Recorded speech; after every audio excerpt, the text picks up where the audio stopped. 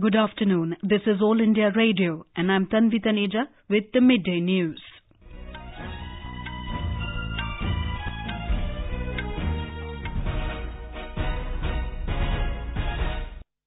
The headlines. Prime Minister Narendra Modi says it is vital to encourage research and innovation on environment-related subjects. Supreme Court allows deportation of 7 Rohingyas to Myanmar. Russian President Vladimir Putin to arrive in New Delhi this evening to attend the 19th India-Russia Annual Bilateral Summit. Met Office issues an alert of very heavy rain in Kerala for the next few days. In Maldives, Supreme Court overrules Election Commission's reinstatement of a dozen MPs disqualified for crossing the floor. And in cricket, debutant Prithvi Shaw becomes the second youngest Indian to hit a century. India in a strong position in the first test against West Indies at Rajkot.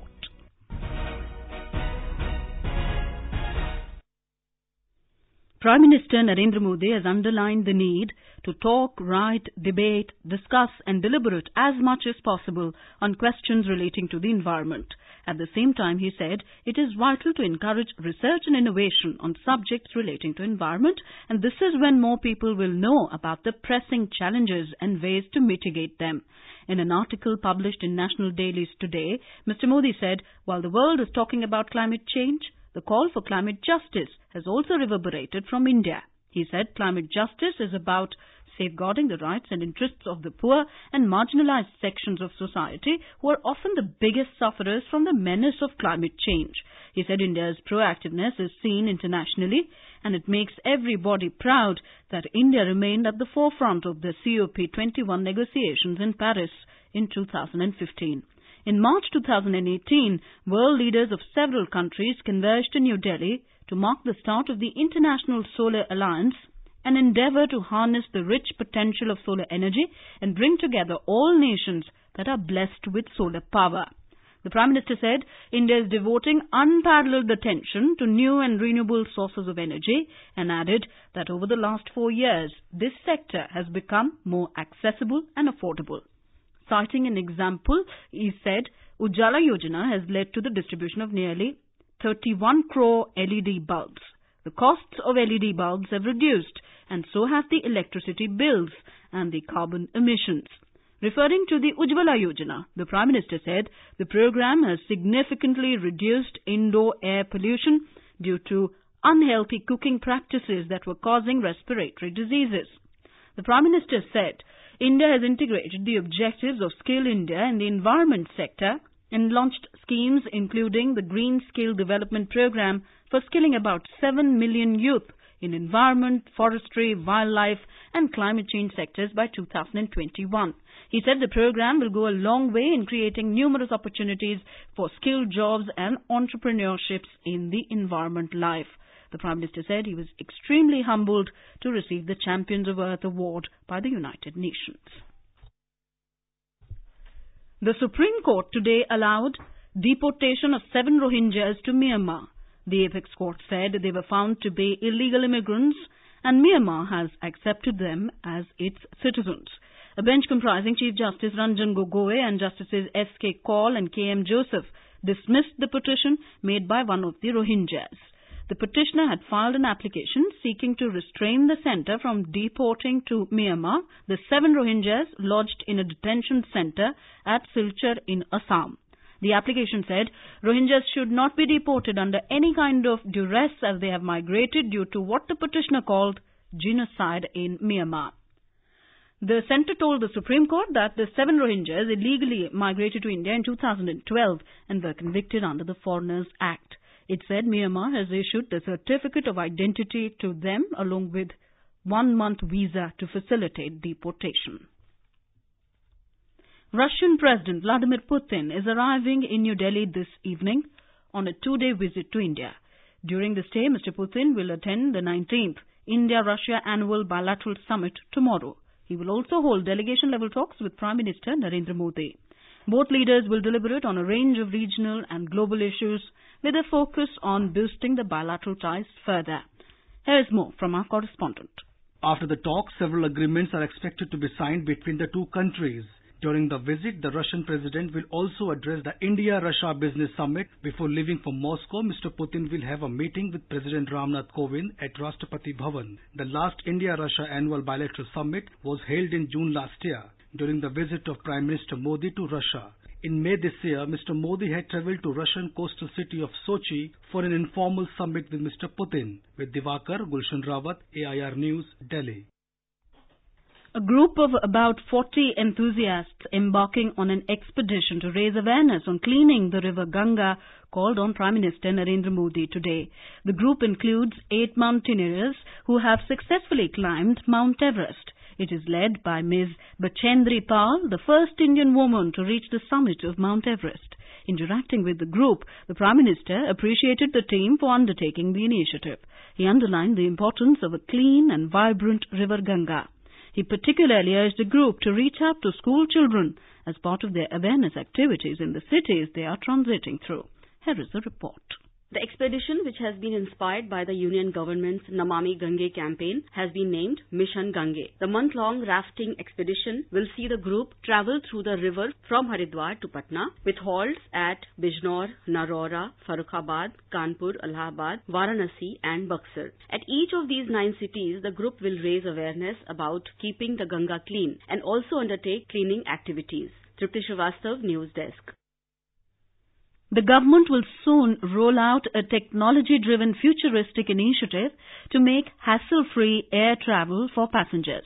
Under the Digi Yatra, to be introduced in February next year, passengers can enter airports on the basis of facial biometrics. Speaking at a function in New Delhi today, Civil Aviation Minister Suresh Prabhu said the biometrics usage will be completely voluntary in nature. It will help passengers in avoiding long queues at the security baggage checks and boarding gates. The minister said the passenger-friendly system will eliminate several old security measures at the airports. We have a report. Under the Digi Yatra, a passenger can get a Digi Yatra ID by sharing minimum details like name, email, mobile number and detail of one approved identity proof. Aadhaar identity is not mandatory. The Digi Yatra will be shared by passenger while booking the air ticket. A passenger who has created such an ID has to undergo a one-time verification at the departure airport during his or her first travel. In case a passenger opted for Aadhaar-based verification, the identity will be verified online. Naveen Kumar for AIR News. Union Minister for Road Transport and Highways Nitin Gadkari today said it is time for the country to go in for alternative fuel sources made from agricultural produce. Speaking at the inauguration of India Chem 2018, Chemical and Petrochemicals Advantage India in Mumbai, Mr. Gadkari said, "We need diversification in agriculture, in crop patterns. And I will request to all of you that whether it is possible for you to use agricultural material for making chemicals, it can be a great game changer for the country. Now we are also allowing making ethanol from corn and rice cut." This is All India Radio giving you the news. For quick news updates round the clock, follow us on our Twitter handle at AIR News Alerts. The India Meteorological Department has issued an alert warning that there is a possibility of extreme to very heavy rain in Kerala for the next 4 days. Heavy rain accompanied by strong winds have been forecast due to depression that is likely to form near Sri Lanka, southeast of the Arabian Sea by tomorrow. More from our correspondent. Red alert has been issued in Idukki, Thrissur and Palakkad district and orange alert in Pathanamthitta on October 7. Gusty wind is predicted in the coastal areas and landslides and mudslides are also likely to occur in hilly areas. The district collectors have been directed to open relief camps in such places. It is predicted that the depression will intensify by Sunday and will turn into cyclone by Monday. The State Disaster Management Authority has decided to take necessary precautions and to warn the public. The Chief Minister also asked people to avoid travel during night, especially to hilly areas. Shamila, AIR News, Thiruvananthapuram. In Tamil Nadu, an upper air circulation over the southwest Bay of Bengal has brought scattered rainfall across the state. Kattumanarkovil in Kadalur district and Pullampadi near Trichy recorded a maximum of 11 centimeters of rain in the last 24 hours. Heavy rains have also lashed Puducherry since last night. Our correspondent reports that an emergency meeting of the Revenue and Disaster Management was called to review the rain situation. Heavy rain lashed Puducherry and its suburbs since midnight last night, disrupting normal life. Traffic was affected as most of the roads were waterlogged and several low-lying areas were inundated. Public Works Department started clearing the road blockade since morning. Now the administration is on war foot. All government and private schools declared a holiday today. A special weather warning for the fishermen in Puducherry and Tamil Nadu also issued by the Regional Meteorological Center, Chandramohan, Puducherry. Jammu and Kashmir police have ordered to withdraw special police officers, SPOs, from performing the duties of personal security officers, PSOs, of all protected persons. A special order to this effect was issued by Additional Director General, Security and Law and Order, Munir Khan. This comes after an SPO decamped with 8 weapons from the guard post at the official residence of sitting PDP legislator Ajaz Mir in Srinagar last Friday. BJP President Amit Shah today said the party will win assembly elections in Rajasthan. He said Congress will not be able to form the government in the state even in its dreams. He was addressing BJP's Shakti Kendra workers at Sikar in Jaipur. Mr. Shah said, मैं राहुल बाबा को कहना चाहता हूं कि स्वप्न देखने की मनाही नहीं है। दिन दहाड़े शेख चल्ली के स्वप्न नहीं देखने चाहिए। कल्पना में भी जो संभव नहीं है वो नहीं देखना चाहिए। In Maldives, the Supreme Court has overruled the Election Commission's reinstatement of a dozen MPs who were disqualified for crossing the floor. After reviewing its previous decision to consider the 12 seats vacant, the EC reversed its decision yesterday to hold by-elections, effectively clearing the way for Parliament to resume with an opposition majority. But in an order issued last night, the Supreme Court quashed the EC's decision and declared that any parliamentary vote with the 12 MPs would be invalid and unconstitutional. More from our correspondent.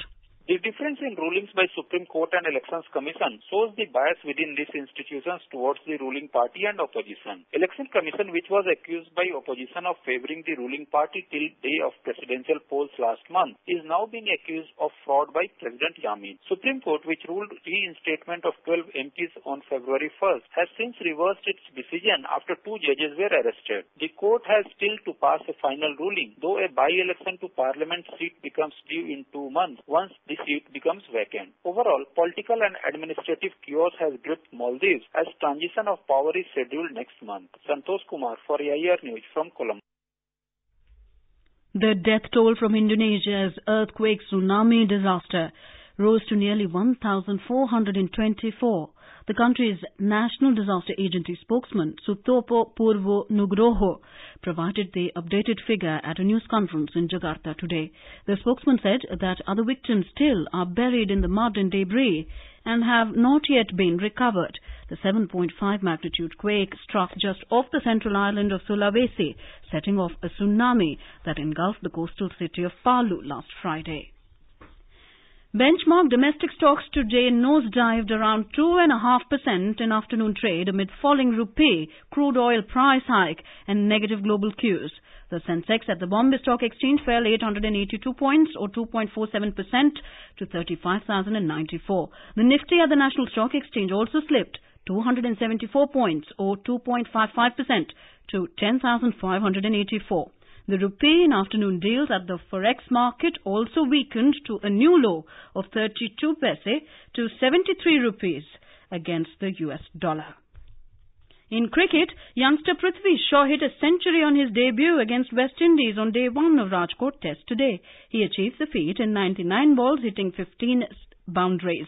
Prithvi became the second youngest Indian after Sachin Tendulkar to score a Test century. He also became the 4th youngest batsman overall to score a century in debut after Mohammad Ashraful of Bangladesh, Hamilton Masakdaza of Zimbabwe and Pakistan's Sadeem Malik. After winning the toss and opting to bat, India lost early wicket in KL Rahul in the first Test.